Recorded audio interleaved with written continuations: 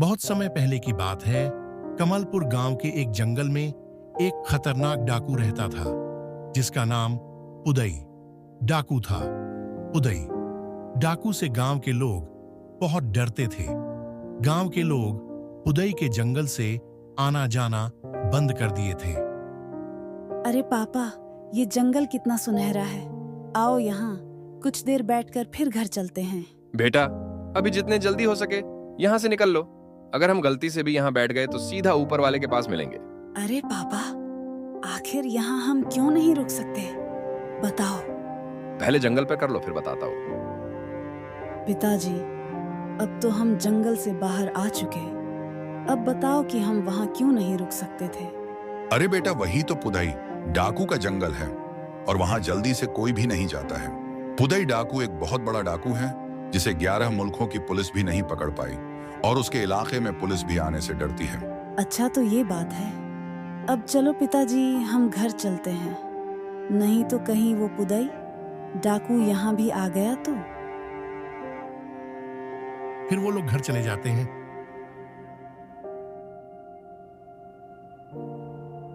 कुछ दिन बाद, अरे सुनो गांव वालों, अब तुम लोग पुदई डाकू के जंगल से आ जा सकते हो, क्योंकि पुदई डाकू मार गया। ये सुनकर गांव वाले की खुशी का ठिकाना नहीं रहा। अरे भाई, पुदई डाकू सच में मारा गया? कहीं मैं सपना तो नहीं देख रहा? नहीं भाई, तुम कोई सपना नहीं देख रहे हो। पुदई डाकू सच में मारा गया। बेटा, 1 किलो दाल और 1 किलो चावल दे दो। हाँ बाबा, मैं दे तो दूंगा, लेकिन क्या आपके पास पैसे हैं इसे खरीदने के लिए? अरे बेटा, मैं एक साधु संत हूँ, मैं भला तुम्हें क्या दे सकता हूँ? बाबा, बिना पैसे के यहाँ कुछ नहीं मिलता। अगर तुम्हें कोई सामान खरीदना होगा तो पैसे लेकर आना, नहीं तो यहाँ दिखाई मत पड़ना। अब जाओ यहाँ से। वो बाबा कुछ दिन बाद फिर आता है। बेटा, मुझे 5 किलो चावल और 5 किलो दाल और 1 किलो तेल दे दो। अरे बाबा, आज तो पैसे लाए हो कि फ्री में ही चाहिए? फिर बाबा एक सोने का सिक्का उस दुकानदार को देते हैं। वो दुकानदार चौंक जाता है। बाबा, ये सोने का सिक्का आपके पास कैसे आया? आप तो एक साधु हो। अरे कुछ नहीं बेटा, सब ऊपर वाले की कृपा है। साधु इतना कह के वहां से चल देता है। अगले दिन साधु फिर एक सोने का सिक्का लेकर आता है। ये देखकर दुकानदार के मन में लालच आ और वो साधु से इस राज के बारे में जानना चाहता था। बाबा, सच सच बताना, आपके पास कोई खजाना है ना? तभी ये सोने के सिक्के आप रोज लेकर आते हैं। नहीं बेटा, मेरे पास कोई खजाना नहीं है। ये तो बस ऊपर वाले की कृपा है, जिसकी वजह से मुझे 2 वक्त का भोजन मिल जाता है। अब वो दुकानदार इस राज को जानना चाहता था, लेकिन वो जानता था कि साधु बहुत आसानी ये सब नहीं बताएगा। इसलिए उसने अपने बेटे को बुलाया।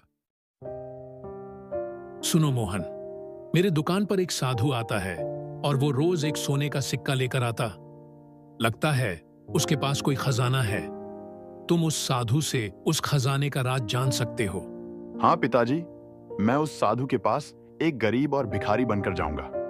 मेरी हालत को देखकर वो साधु मुझे अपने साथ रख लेगा। फिर मैं धीरे उससे खजाने का राज पूछ लूंगा। फिर वो साधु के पास जाता है। अरे बालक, तुम यहाँ क्या कर रहे हो? बाबा, मैं एक अनाथ और गरीब लड़का हूँ। कृपया करके मुझे आप अपने साथ अपने घर में रख लीजिए। बालक, गरीब तो सभी है, लेकिन कोई भगवान से मांगता है तो कोई इंसान से मांगता है। लेकिन तुम्हारे हाथ पैर सभी ठीक ठाक है, तो तुम मेहनत करके अपना जीवन चला सकते हो। ठीक है बाबा। क्या हुआ बेटा? साधु ने खजाने का राज बताया।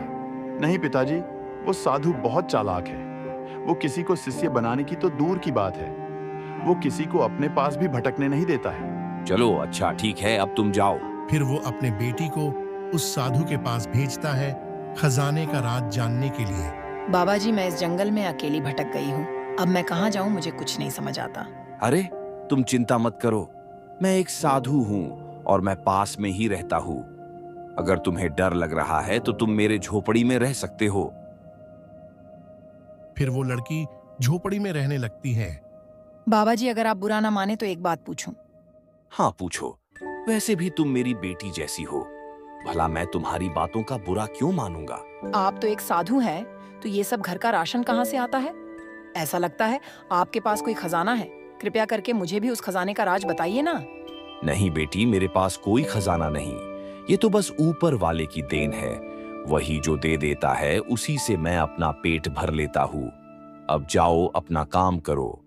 फिर एक दिन रात के समय साधु अपने घर के बाहर कुछ खोद रहा था। तभी लड़की की आंख खुल जाती है और बाहर आ जाती है। बाबा, ये आप खजाना खोद रहे थे ना, जिसे आपने अपने घर के बाहर गाड़ा है? नहीं बेटी, यह कोई खजाना नहीं है। मैं तो एक आदमी को गाड़ने के लिए ये गड्ढा खोद रहा था। बाबा जी, आप किस आदमी को गाड़ने के लिए ये गड्ढा खोद रहे हैं? ये बगल में पड़ा है, तुम खुद देख लो। पिताजी, आप यहाँ कैसे आ गए? इस जालिम साधु ने तुम्हें मार दिया। क्या ये लालची दुकानदार तुम्हार बाप है? ये मेरे खजाने के पीछे कई दिन से पड़ा था, इसलिए मैं आज इसे मार दिया। और मैं कोई साधु वधु नहीं हूँ। मैं तो वही पुदई डाकू हूँ जिसके डर से पूरा गांव डरता था। लेकिन तुम तो मर गए थे। वो सब एक अफवाह थी और उसे मैंने ही सारे गांव में फैलाया था, ताकि मैं अपने लूटे हुए धन से यहाँ जंगल में आराम से बाकी की जिंदगी बिताऊंगा। लेकिन तुम दोनों ने मेरा जीना हराम करके रखा है। अब मैं तुम दोनों को मार डालूंगा। वो इतना कहता है, तभी वहां पर पुलिस आ जाती है। पुदई डाकू, तुम अपने आप को पुलिस के हवाले कर दो। हम तुम्हें सुधारने का एक मौका देंगे और मैं तुम्हें कोर्ट में कम से कम सजा दिलवाऊंगा। फिर तुम एक अच्छे इंसान की तरह मेहनत करके अपना गुजारा करना।